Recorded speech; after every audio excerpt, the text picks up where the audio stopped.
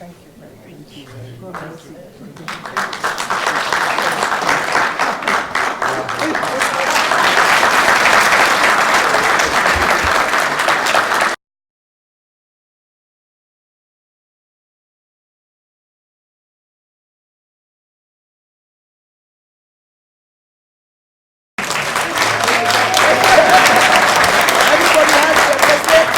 Kwa hiyo lazima tuonyeshe kwamba ni ishara ya kuungana. Thank you.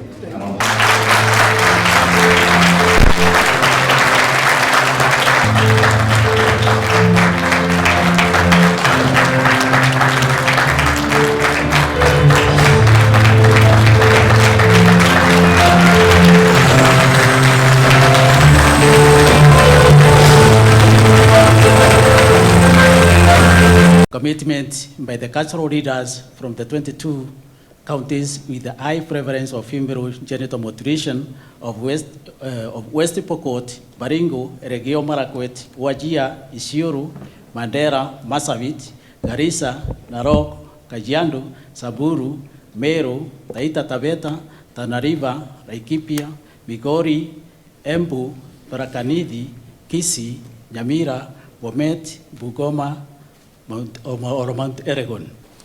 We are cognizant of the critical role that we play as cultural leaders within our respective communities, and the contribution that our role within our communities can play towards preventing and eliminating female genital mutilation. We acknowledge, affirm, and fully associate ourselves with the vision and commitment of His Excellency the President of the Republic of Kenya, Honorable Uhuru Kenyatta, to eradicate female genital mutilation in Kenya by 2022. We therefore commit to the following. 1. To faithfully and unrelentingly promote the vision and commitment of His Excellency the President of the Republic of Kenya, Honorable Uhuru Kenyatta, to eradicate female genital mutilation in Kenya by 2022. 2. To cooperate with both the national and county government in eliminating female genital mutilation in Kenya, as well as collaborating with the like-minded stakeholders working in concert with the government of Kenya in the anti-female genital mutilation campaigns. 3. To protect Kenya's girls and women from harmful cultural practices, including but not limited to female genital mutilation, and to use our platforms to create greater awareness within our communities on the overwhelming need to promote the education, autonomy, and the well-being of the girl child, and 4, to holding ourselves accountable for our commitment as outlined above, and in that event, to reporting appropriately on the progress we have made towards advancing and supporting the collective vision of a female genital mutilation-free Kenya by the year 2022. Because they have been the custodian of the myths around culture and FGM. So leaders, you know our work is half done already.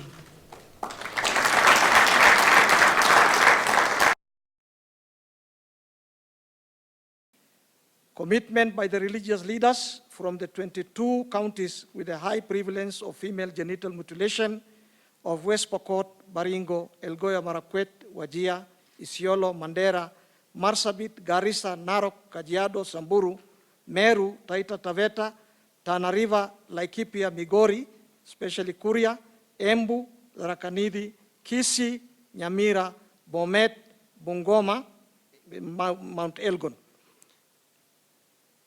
We, the religious leaders from the 22 counties with the highest prevalence of female genital mutilation in Kenya, unequivocally recognize that female genital mutilation is a gross violation of the fundamental and inalienable human right of girls and women, with profound negative physical and psychological consequences on them.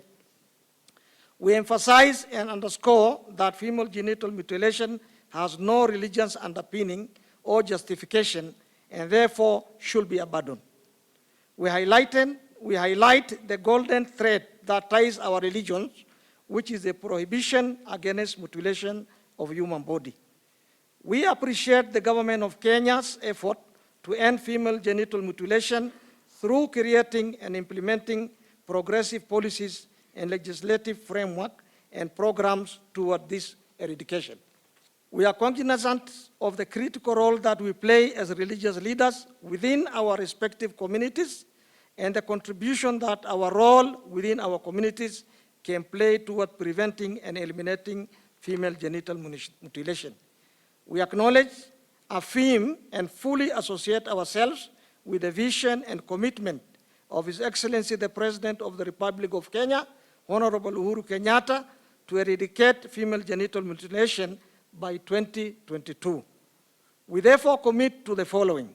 1, to fully and unrelentingly promote the vision and commitment of His Excellency the President of the Republic of Kenya, Honorable Uhuru Kenyatta, to eradicate female genital mutilation by 2022. 2, to collaborate with both national and county governments in eliminating female genital mutilation in Kenya, as well as collaborating with like-minded stakeholders working in concert with Government of Kenya in the anti-female genital mutilation campaign.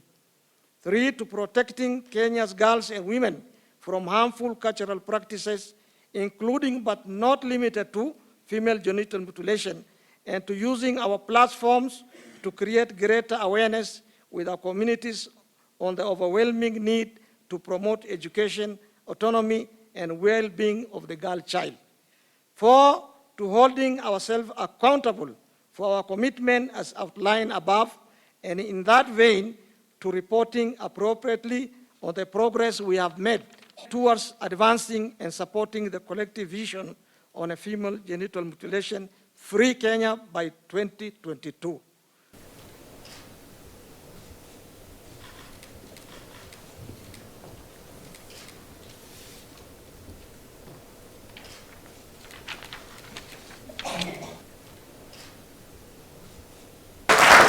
Thank you, Madam CS. Thank you, Madam CS. Asanteni sana, thank you. Female genital mutilation indeed is one of the most pernicious violations of the rights of women and girls, leaving them with lifelong social and health consequences. The practice has found a way to reinvent itself, to perpetuate itself masquerading as social, religious, or cultural norms. And therefore, what we're doing today, Your Excellency, with religious and cultural leaders, provides for us a very critical approach to be able to bring FGM to zero in Kenya, as we look to the leadership of Our Excellency, the First Lady, to show us the opportunities and the potentialities that lie beyond zero. At this point, it's my pleasure to really commend the government of Kenya, because Kenya has not been lacking in programs, in policies, in legislation aimed at arresting this challenge. What we now have to do, as we launch today the National Policy for the Eradication of FGM, is another major step helping us to move towards that desired objective. What we have found, given that this challenge continues to revolve and evolve itself, it imposes upon us the need to reevaluate our strategies and come up with innovation, come up with new ways to challenge an old problem. And that's why the United Nations Population Fund, in collaboration with the Anti-Fgm Board and Ushanga Initiative, came up with what we call the Johari bids. This was based upon the sound programs and approaches of the FGM Board and the well-trained cooperative groups of women who are skilled in bid making by the Ushanga Initiative. We present before you a culturally acceptable economic vehicle to motivate communities not only to abandon the practice, but to improve the socio-economic well-being of women and girls. Excellency, because we are dealing with elders and religious leaders, permit me to borrow a proverb from my village in Nigeria.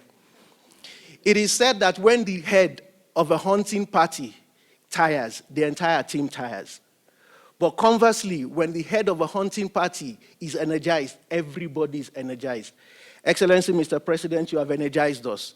And as you continue to work in promotion of the well-being of women and girls, we can only pray that may you never tire.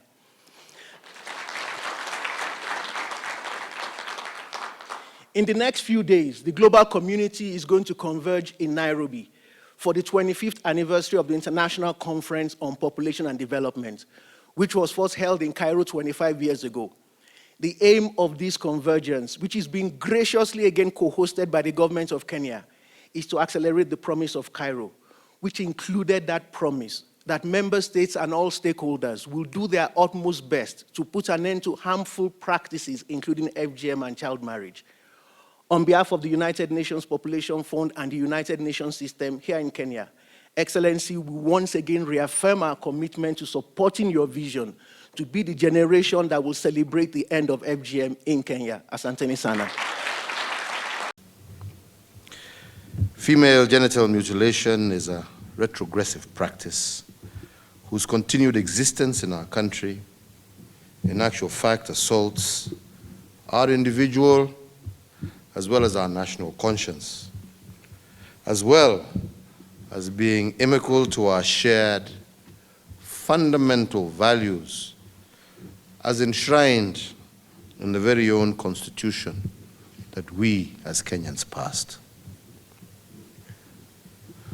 While once this practice of FGM was rooted in the cultures of some of our Kenyan communities, I think it would be fair and true to say that the practice no longer has a place within our Kenyan society.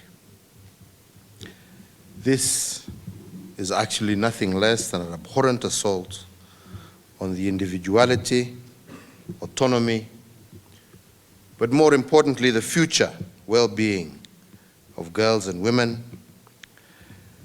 And not only does this practice have absolutely no medical or social value, but it is also an affront to the Kenyan identity and our common shared national aspiration.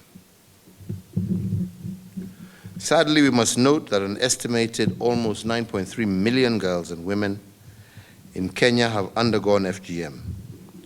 And this, shockingly, accounts for over 6% of the estimated 140 million girls and women who have undergone FGM globally.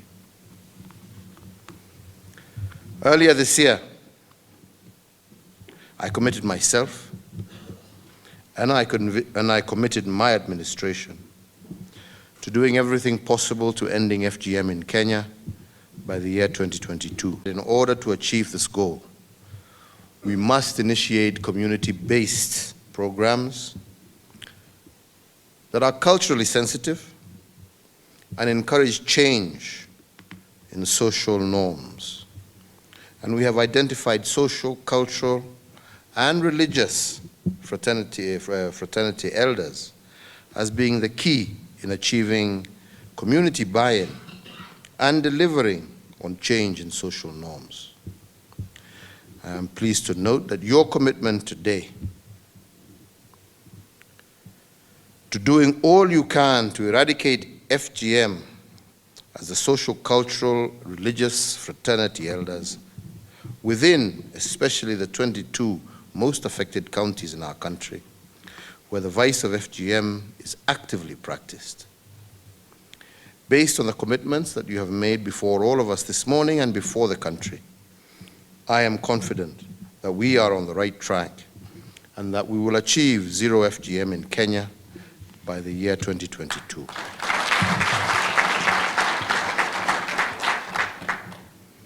Let me also acknowledge and accept that this is not an easy task that we are undertaking, and I do appreciate the sacrifices made by the FGM eradication crusaders amid strong resistance and pushback from the proponents of the status quo or things as they are.